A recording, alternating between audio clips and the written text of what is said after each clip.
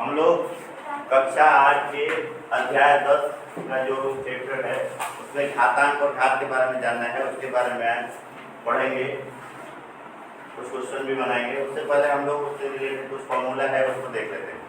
सबसे पहला फॉर्मूला है x टू दी घात m और x का घात m, यानी x का पावर m है और x का पावर n है। ध्यान से देखिएगा आप लोग, तो दोनों के आधार में x है, दोनों के आधार में क्या है x है। दोनों को घात में जो है, एक के घात में m है, दूसरे के घात में क्या है m। घात कुछ भी हो सकता है अगर आधार समान है। इसके आधार में क्या है x, इसके आधार में क्या है x। दोनों का आधार अगर समान है और गुना में है, किस चीज में गुना में, तो आधार को उतार लेंगे और घात को जोड़ देंगे। ध्यान रखिएगा, अभी इससे रिलेटेड बहुत सारे एग्जांपल बताएंगे आपको, तो आप क्लियर होगा। पहले सभी फॉर्मूला को एक बार देख लेते हैं, फिर सबसे रिलेटेड कुछ क्वेश्चन बताएंगे, आपको कॉन्सेप्ट क्लियर हो जाएगा। दूसरा वाला फॉर्मूला देखिएगा, तो दूसरा वाला भी सिमिलर टाइप का है, इसमें गुना का चिन्ह था और ये समझिए तो भाग में है। x का घात कितना है m, और ये इसका मतलब बटे होता है, और बटा में x का घात क्या है n। इसको चाहे तो आप इस प्रकार से भी लिख सकते हैं, x का घात m और भाग में क्या x का घात n। दोनों बात क्या है सेम है, या ऐसे लिखे तब या ऐसे लिखे तब, दोनों एक ही चीज है।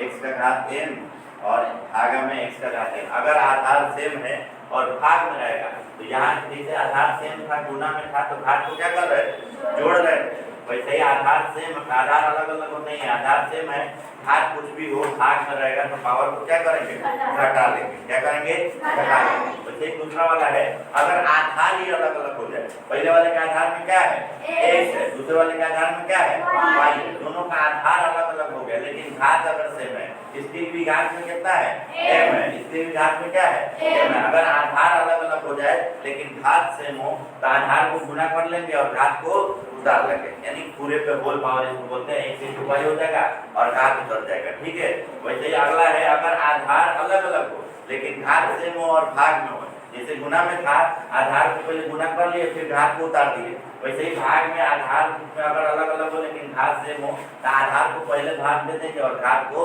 उतार देंगे। ठीक है, तो ये चार फॉर्मूला। इसके अलावा यहाँ पे आधार हो और उस पे कुछ घात हो, घात पे भी कुछ घात हो, यानी पावर पे पावर हो, घात पे कितना घात पे घात आता रहेगा, तो घात आपस में गुना हो जाएगा। जैसे x का घात है मैं, उस पे घात क्या है n, तो ये घात पे घात है तो घात आपस में गुना हो जाएगा। वैसे यहाँ पे अगर घात माइनस में होगा, किसमें होगा माइनस में होगा, तो आप कुछ नहीं कर सकते। माइनस में होगा तो उसको प्लस में करने का तरीका है कि उसको 1/x का घात m, यानी नीचे लेके चले जाएंगे तो 1/x का घात क्या हो जाएगा m हो जाएगा। वैसे अगर x/y का घात माइनस m है, तो माइनस में अगर घात रहेगा तो आप कुछ भी नहीं कर सकते, उसको बना नहीं सकते, सोल्व नहीं कर सकते, उसको प्लस में चेंज करना पड़ेगा।